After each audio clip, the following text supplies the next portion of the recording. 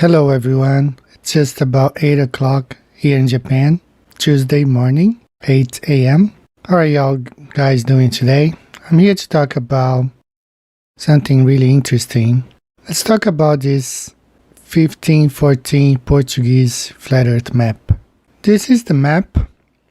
It's not really as you would see like the flat earth map that we are used to see, but there's a reason for that. This is a collection of maps actually from Portugal, and we were going to be talking about this, and I'll explain some of the aspects of this map. But this was made in 1514, about 30 years before Copernicus published his heliocentric model, and almost 100 years before Galileo was credited to saying about the planets. Of course, they knew Earth was flat, and they had everything already mapped out. That's what I'm going to show you today. So this is a 1514 Portuguese flat Earth map. I'm going to show here in English some of the words. Now, the Portuguese language has changed over the years, just like the English language. It's very difficult for you to read anything written in English, in the 1500s, 1400s, because language changes. Same thing with Portuguese. So I wrote some of the places that was written in Portuguese because Portuguese is my mother language, but the language has changed a lot. So here you have Peru. This is the Amazon River right here, and Brazil. You have the Cape of Good Hope right here. This is Europe right here. You have Portugal, Spain, France, Italy. This is Africa. So, Vasco da Gama, he sailed around Africa to reach India. So you have here Turkey. And very interesting how they have Germany right on top, like almost here in this circle right here, really up north. Newfoundland in Canada. I have Persia here, China, Japan, Java. And then on this side, Peru, right? They have South America here.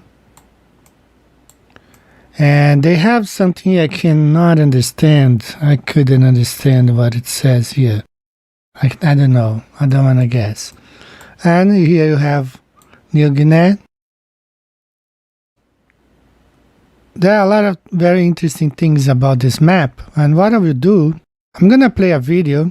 The guy has a Brazilian channel, YouTube channel, Flat Earth channel. And he brought a guy from Portugal to explain a little bit of the map. So I'm gonna play parts of the video and I will be voicing over because the whole thing was in Portuguese. But first of all, I wanna explain something here. As I told you, this is like a rough draft of the flat earth the Portuguese did, because they have, let's go back here to this website. There are almost 300, actually there are 300 pages here, 304 pages of maps, and I'm gonna show some of them to you, but we're gonna go over them.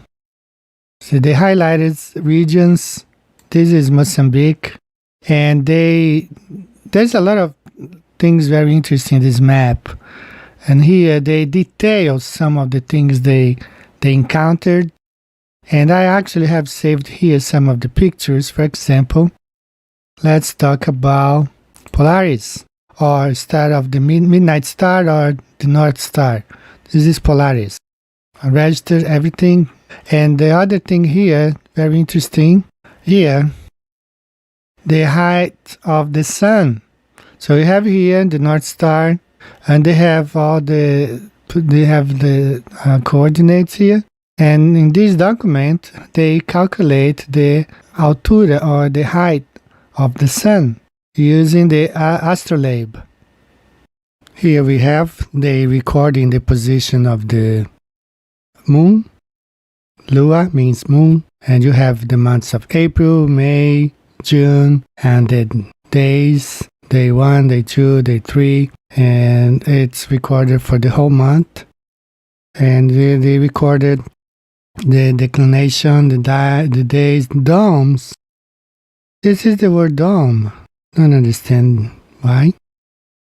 But as you see, they recorded everything. And they also did the same for the sun.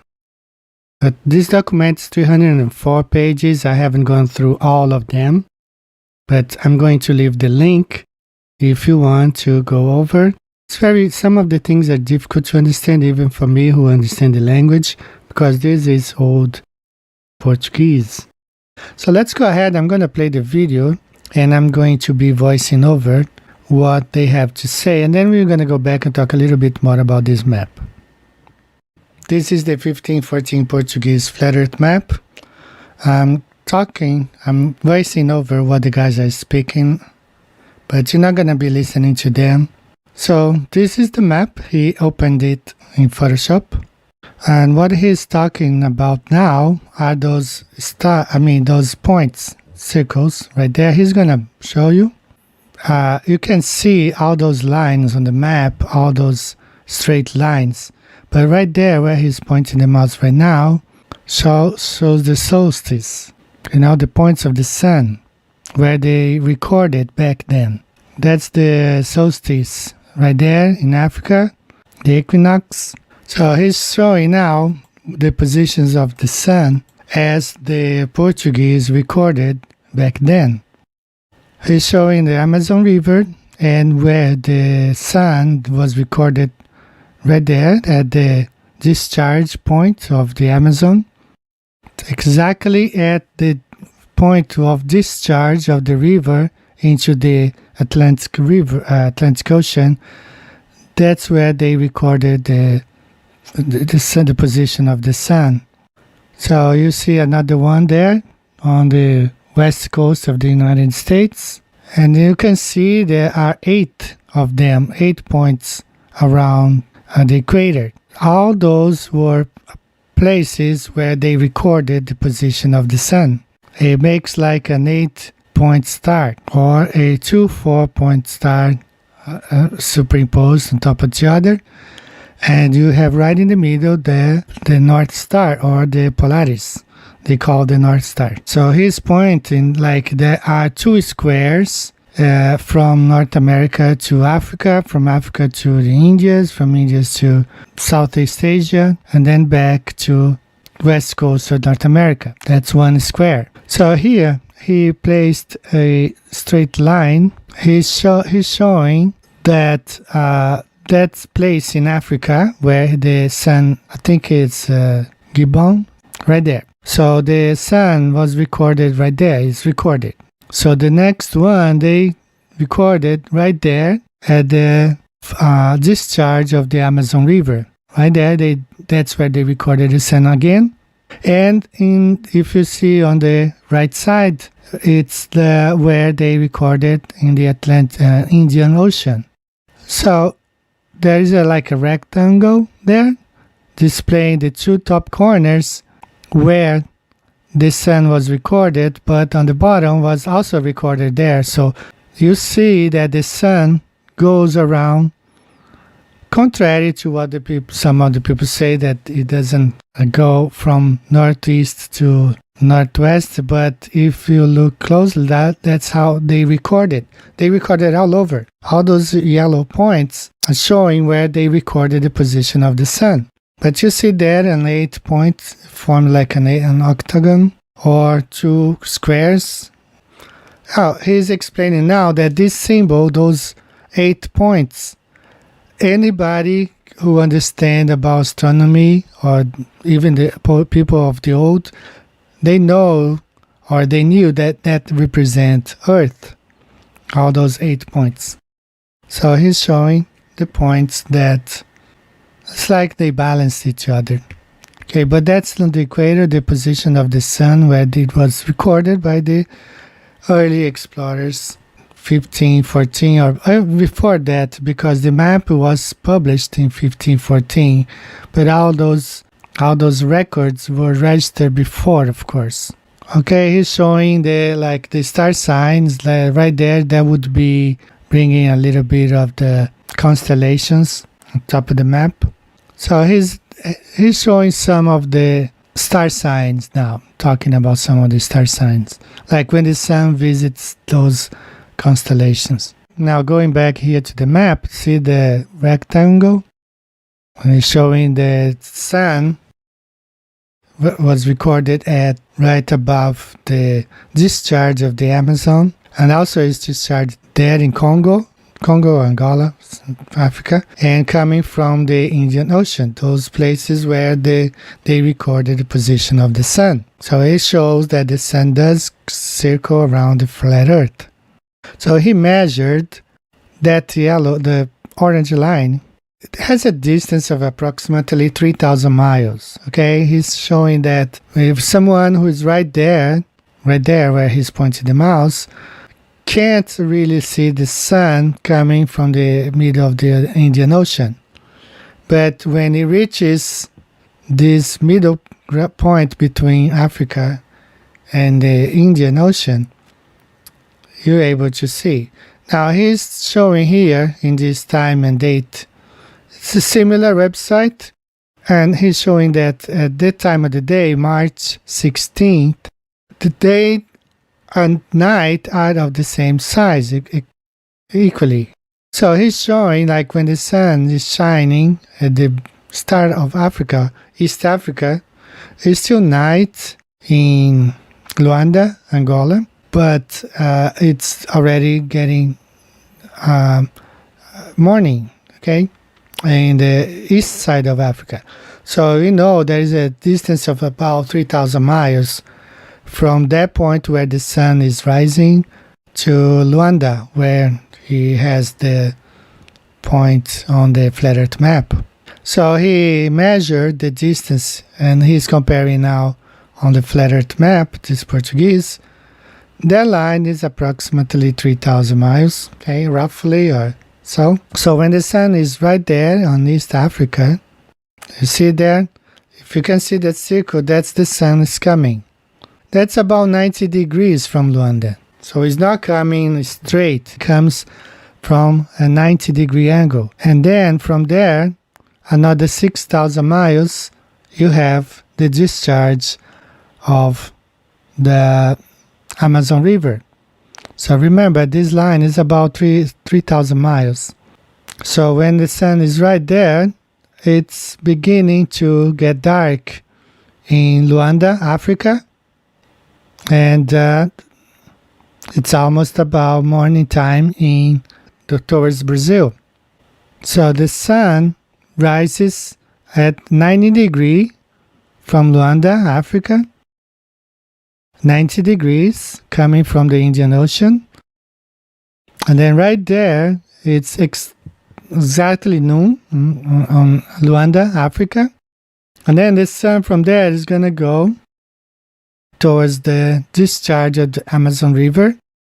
And that's going to be another 6,000 miles. And when it reaches the middle ground in between those two, at this point, the sun is in between Africa and Brazil. It's going to be getting dark in Africa, Luanda, and it's going to be, the sun will be rising on the horizon as from someone who sees from the discharge of the Amazon River.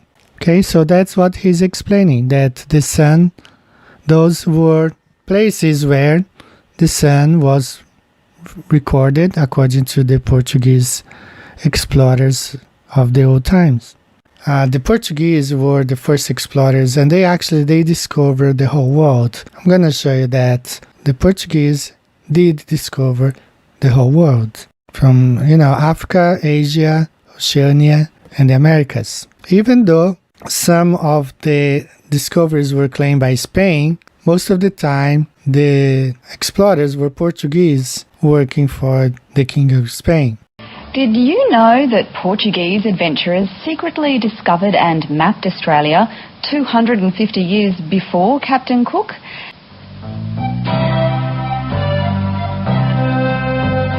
Lesson 1 in White Australian History. British explorer Captain James Cook discovered Australia in 1770. Or did he? We've known for a while that the Dutch arrived here before him, but what about the Portuguese? Well, just about all established academics have written at some stage or another that the idea of a Portuguese discovery is, well, sort of a load of rubbish, really, that it's totally wrong. And well, it's not. It can be proved now to be correct.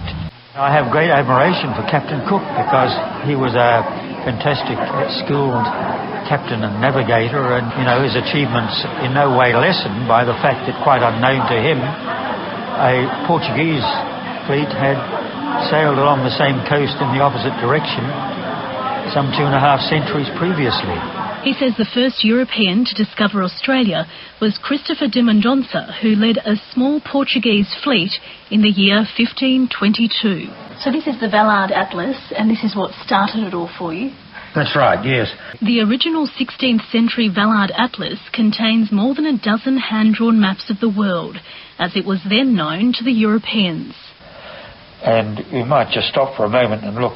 There indisputably is Fraser Island. You can't really deny that at all. It's when we come to this now, I think one can see straight away the resemblance, the clear resemblance to the shape of eastern and southeastern Australia. And when we then came to look at the names on the map and the geographical features that came into focus when we did this, it became absolutely clear that the theory was correct.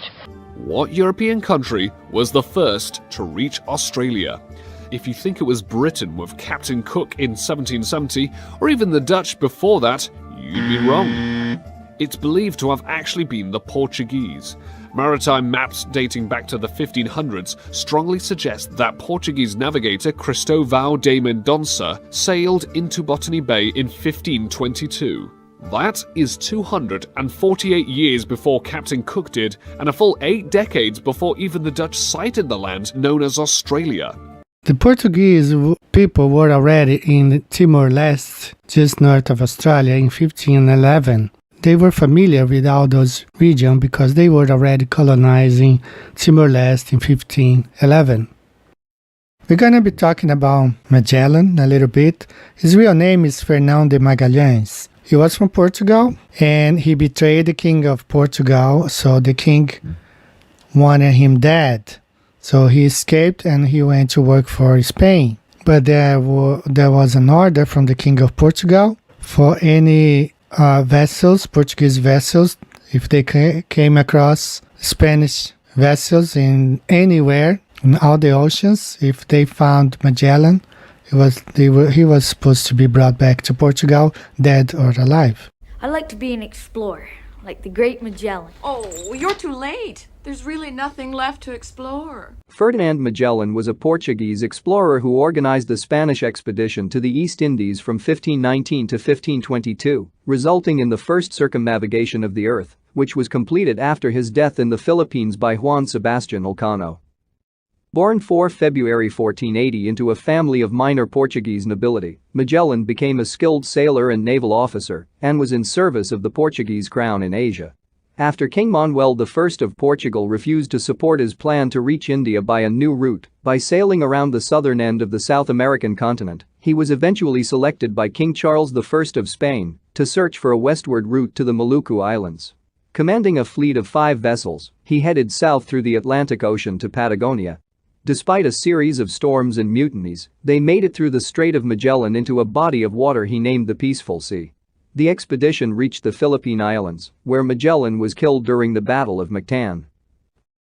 As I told you, the flat Earth map in general is not in detail, but they detail parts of the continents.